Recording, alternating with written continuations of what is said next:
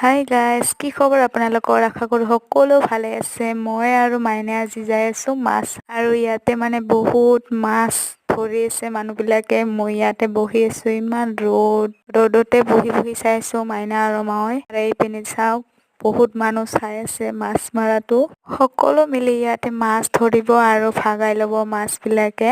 প্ৰায় 3 কিলো নিচিনা হ'ব ইয়াতে মাছটো।